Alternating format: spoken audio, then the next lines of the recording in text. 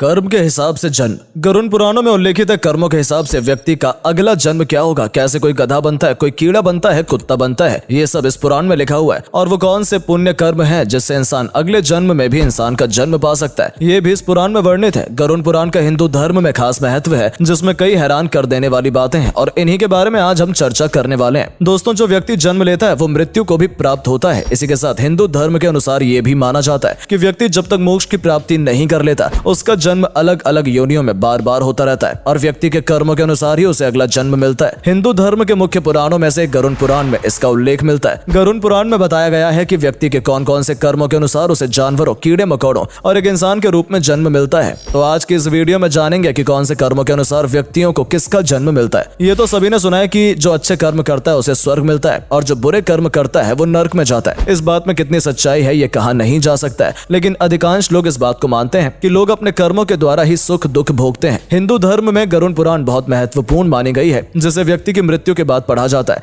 गरुड़ पुराण में भगवान विष्णु और गरुड़ पक्षी के बीच बातचीत को बताया गया है। साथ ही इसमें व्यक्ति के चरित्र के बारे में भी बताया गया है। ईश्वर की दृष्टि में जो अच्छे कर्म यानी कि जो आपके अच्छे काम होते हैं उसे पुण्य कहा जाता है और जो बुरे कर्म होते हैं उन्हें पाप कहा जाता है। गरुड़ पुराण में और कठोपनिषद में उल्लेख मिलता है कि मनुष्य धरती पर जो कुछ भी पाप करता है उन सभी पापों की अलग अलग सजा बारी बारी से मिलती है। गरुड़ पुराण के अनुसार जो व्यक्ति अच्छे कर्म करता है उसे स्वर्ग में जगह मिलती है, वहीं बुरे कर्मों के लिए नर्क का सामना करना पड़ता है। दोस्तों, कहा जाता है कि अगर कोई व्यक्ति में बचपन से शारीरिक दोष होता है तो वो भी उसके पिछले जन्म के कर्मों की सजा होती है। जैसे यदि कोई जन्म से ही विकलांग पैदा होता है या जन्म से ही दिखने में असमर्थ होता है, इस जीवन में बच्चे को उसके पिछले जन्म के कर्मों के आधार पर कष्ट भोगना तय होता है। इसलिए शारीरिक असमर्थता पैदा होने के साथ ही आती है। यहाँ तक कि अलग अलग घरों में जन्म भी अपने अपने कर्म के अनुसार मिलता है। आपने देखा ही होगा कि कोई व्यक्ति बहुत ज्यादा अमीर घर में पैदा होता है तो कोई गरीब घर में, और ऐसा भी उनके पिछले जन्म के कर्मों के कारण होता है। गरुड़ पुराण में विस्तार से बताया गया है कि जब तक बालक माँ की कोख में रहता है तब तक उसे पिछले जन्म का सब कुछ याद रहता है, लेकिन जब बालक माता के गर्भ से निकलकर इस पृथ्वी लोक पर आता है तब ईश्वर द्वारा उसकी स्मृति खत्म कर दी जाती है,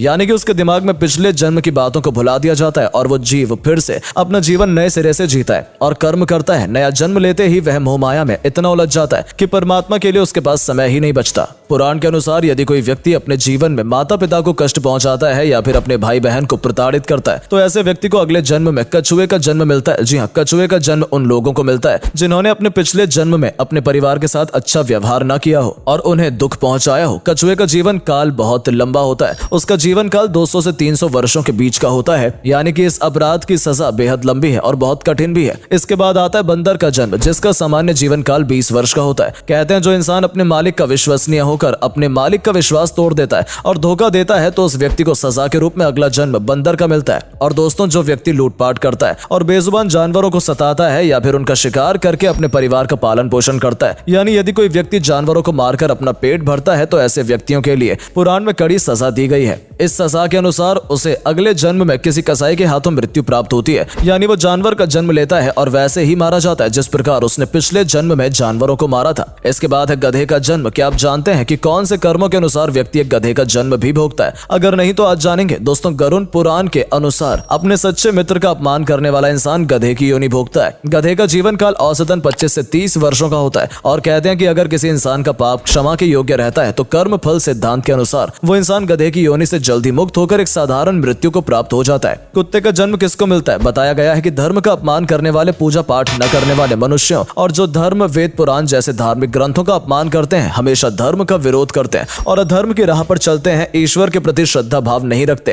तो गरुड़ पुराण के अनुसार ऐसे लोगों का अगला जन्म कुत्ते के रूप में होता है। इसके बाद दूसरों की निंदा करने वाला, दूसरों के साथ बुरा बर्ताव करने वाला इंसान अगले जन्म में कीड़े मकोड़े के रूप में जन्म लेता है। इसके साथ ही जो व्यक्ति अपनों से लिया हुआ धन वापस नहीं करता या उसे धन अर्जित करता है वो भी मकोड़े की योनि में जन्म लेता है। और वहीं दोस्तों, अगर कोई इंसान चोरी करता है तो उसे छछूंदर का जन्म मिलता है और यदि अपराध चोरी से बड़ा हो तो उसका जीवन और भी कष्टदायक हो जाता है। इसके बाद दोस्तों, उल्लू का जन्म भी लोगों को उनके कर्मों के अनुसार मिलता है। जो लोग दूसरों को मूर्ख बनाकर ठगी करते हैं और उनका लाभ उठा लेते हैं या काम निकलवा लेते हैं, ऐसे लोगों को मृत्यु के बाद नर्क में स्थान मिलता है। साथ ही ऐसे लोग अगले जन्म में उल्लू के रूप में भी जन्म लेते हैं। जो व्यक्ति पराई स्त्री से संबंध रखता है तो गरुड़ पुराण के अनुसार ऐसे पुरुष को नर्क में कई कष्ट भोगने पड़ते हैं और इसके बाद उसे अलग अलग योनियों में एक के बाद एक कई जन्म लेने पड़ते हैं। वो सबसे पहले भेड़िया बनता है, फिर एक कुत्ते के रूप में जन्म लेता है, उसके बाद सियार, फिर गिद्ध, फिर कौवा और अंत में बगुला बनता है और कई जन्मों के बाद दोबारा मनुष्य का शरीर मिलता है। इसके अलावा ऐसी शादीशुदा महिला जो किसी गैर मर्द के साथ संबंध बनाती है, उन्हें भी नर्क की यातनाएं भोगनी पड़ती हैं और ऐसी महिला अगले जन्म में छिपकली सांप या फिर